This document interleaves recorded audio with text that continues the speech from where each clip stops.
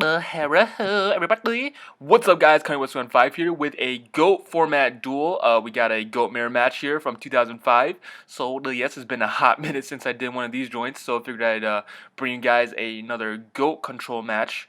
So, yes, now that DuelingBook is back and running, we can do the sexy together. Anyways, I opened up Graceful, which is pretty good. Usually like to wait until I get the Sinister, but my hand had double Air Knight in it, so yeah, and I also had a Prima, so activating Graceful there really was not a bad play in my opinion. So yeah, I just set the ring first turn. Don't really like setting cards that aren't too reactive first turn, so I don't lose to cards like Breaker, but it did add a little protection against cards like Spirit Reaper, for example. And my opponent has the Pot of Greed, so the sexy for you. And then, oh my god, I'd also draw the Pot of Greed, so that's pretty dank right there. Drawn to the Sinister and the Scapegoat, so yes, delicious. And yeah, now I have double Scapegoat in hand, so ain't that just the absolute sexiest thing? And now I just set the Scapegoat and pass. I don't really want to set the Faith yet. I really wanted my Faith to go off, so I kind of just want to draw into something that I can just bait a Nobleman before I set the Faith. And you know, there wasn't really too much pressure for me to, you know, have to set the Faith right there and there. I did have a lot of protection. I had the ring, the Scapegoat, you know, so we can really take things slowly here. So I decided to go to the Prima play right here. I did draw into the Book of Moon, so that was pretty good.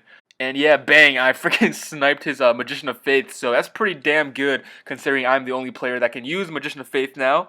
So, yes, don't really have to worry about him reusing his Pot of Greeds or whatnot anymore, so that's pretty damn good. And Air Knight gets up in there, up the hairy asshole for a free draw. I believe I draw into the Magical Merchant there. Yes, I just pass. Don't really want to set anything because I do have the Scapegoat set, and if I set anything, it makes the Scapegoat kind of dead, so that would be really bad if he like breaks my Scapegoat or something. I just don't like having my Scapegoat be dead. So yes, I figured I had enough protection just to pass. He did heavy here. I chained the Scapegoat as Chainlink 2. And then I thought about this for a little bit, but I just decided to just to ring my freaking Air Knight. I mean, it was going to die anyways. I was a little ahead on life points, and I was making a big-ass wall with my Scapegoat, so I figured I'd just, you know, chain the ring, you know, make the game go a little faster here.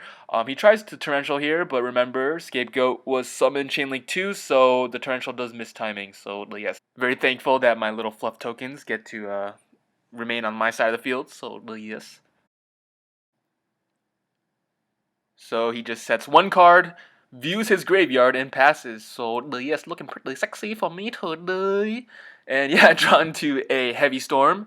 And I decided just to break the back row, you know, in case that's a Dust Tornado or something. Really don't really have to worry about setting too many cards now because he used his Heavy Storm and has no way of getting it back now that his two Magician of Faiths are banished. So yes, I can just get up in there. I hit a Call the Haunted. For some reason, he said that card. I really don't know. I don't know. That card was completely dead. Maybe it was a bluff or something. And I just set my Book of Moon and Heavy Storm. So yes, yeah, no fear. It's a great feeling. It's a great feeling when you know Heavy's gone and both Faiths are gone. It's definitely doing the dancing right now. So here he summons a Sook, books my Breaker, and I did decide to protect my Breaker just because it was putting on a lot of pressure. It was a beat stick. Nothing else in my hand can really run over cards, to be honest. I just want to keep my Breaker there and get rid of his Sook, which if I draw like a Metamorphosis, the Sook could be problematic down the line. But he did have the Nobleman, but it's also just completely fine that he used Nobleman on my Breaker because now I can just freely set my Magician of Faith. The chances of him having another knock is just really slim, so yes.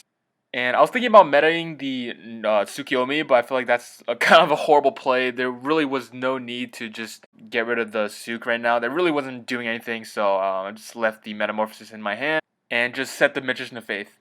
So here he tributes the Tsukiyomi for the Air Knight, so I don't even have to worry about Tsukiyomi anymore, at least for now, for the Air Knight. And so yes. Here he actually, let's see, he attacks into a token, interestingly. I guess he just really wanted the guaranteed draw, but that was a little risky. If I had a Tsukiyomi, this would have been, this is pretty game over if I had a Tsukiyomi, but yes.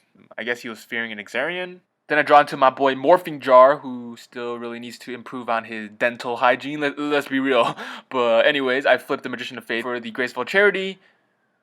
Since I have Sinister, Graceful Charity is that dank shit, you know what I'm saying? And I'm pretty much just gonna meta his Air Knight this turn, so I decide to Heavy Storm to protect my Thousand Eyes from any Book of Moon, Ring of Destruction, and that bullshit. You know what I'm saying?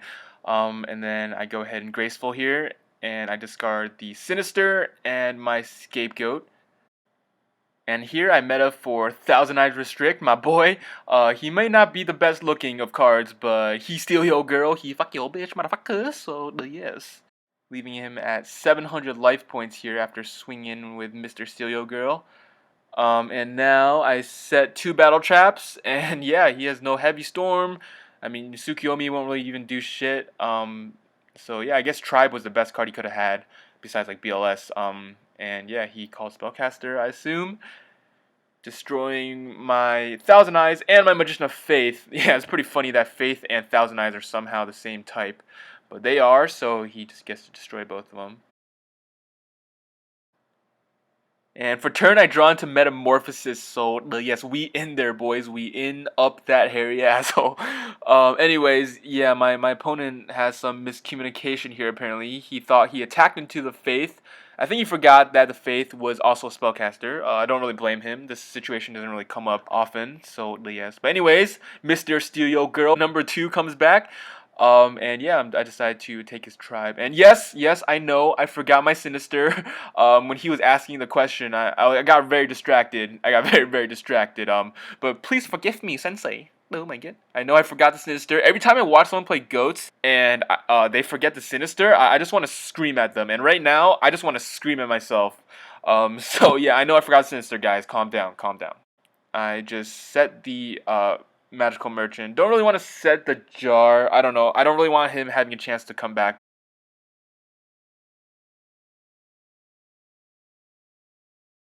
Yeah, he has the BLS anyway. So, yes, he banishes my Thousand Eyes. So that was definitely the best card he could have had in that situation. Now I remember the Sinister, obviously. And now I flip the Merchant, I believe. And get an MST, which is pretty good. Right now I have Game. He's only at 700. And like the only card that would stop Game would be Scapegoat. So I'm just like, please don't be Scapegoat. And it was a Book of Moon, so it worked in my favor. Literally, MST would have solved every single problem there except for Scapegoat. So yes. Anyway, I just summoned the Jar and attack for Game. So yes, thank God for Jar having that beefy ass attack. So game 2, he opens Delinquent Duo. So yes, isn't that just the best feeling? And let's see what he hits here. I'm just like, please don't hate Graceful here. Like anything but Graceful. But of course, he hits the Graceful. Nice. Nice. So yes. So he just T-sets and passes. And yeah, my hand is definitely not the sexiest of hands, if you will. So I figured that was like a Magician of Faith. I actually wanted, I guess, a choice of what to discard, and I also didn't want to lose to Heavy at the same time, so I just set the freaking Mirror Force. And if that was a Faith, then that was a Faith. But at least I get to choose what I wanted to save and not lose to Heavy. So, but yes. And I decided just to keep the meta here because definitely I knew I was fighting an uphill battle, and meta was like the only card in my hand at the time that would really put me back on the map. So yes, so Air Knight goes for the poke here, but Ace and Boy say no. So yes, and here I draw into the Magician of Faith, which is pretty dank, pretty good right now. I did set the Metamorphosis, which is pretty damn risky if you ask me, but just a very small chance he will think it's a Jar, and I don't know, maybe I can resolve a Heavy, and I don't know, some sexy thing will happen. And lo and behold, holy shit, he actually thinks it's a Jar, like, oh my god. So I get to add Heavy back, and if this Heavy resolves, like, we are equal advantage. That's just insane. And yeah, I just go for the Hail Mary, and holy shit, he really went balls deep on that. I guess after popping the Metamorphosis, he was just so confident that was a Morphing Jar. But it was a false read, you know. Like, I think I had a higher chance of setting a Faith. I believe that was the first Faith I used. So, yeah, I mean, yeah, he just really thought that was a Morphing Jar, but I did not think that was that great of a play, because if it wasn't a Morphing Jar, what if that was a Magician of Faith? I guess he just didn't really think about that, and he just lost everything. And yeah, Mr. Steel Girl coming in clutch, stealing his breaker. He summons the Azura Priest, tries to run over my breaker. I book the Azura Priest just because we're on very, very low cards here, and every beat stick is not to be overlooked. So yes, and this breaker is really applying a shit ton of pressure here. So I just decided to swing over his Azura Priest and pass. And didn't really want to commit my other breaker. I didn't really think it was necessary. This breaker alone was, applying enough pressure. And he draws into the Premature Burial. Pretty damn good top deck there. He brings back the Air Knight and swings over my breaker, unfortunately, and gets to draw a card. So now he is pretty damn ahead, but good thing I did save that breaker so I can at least get rid of the Air Knight. And I just set the Dust Tornado and pass. And for turn, he draws the Pot of Greed, so pretty dang shit right there, my boy. And sets it and activates it again. So what the hell happened today? So much confusion. And yeah, he has a tribe, so yeah, pretty nice. Not looking too great for me, but bam, top deck, big daddy, oh my god.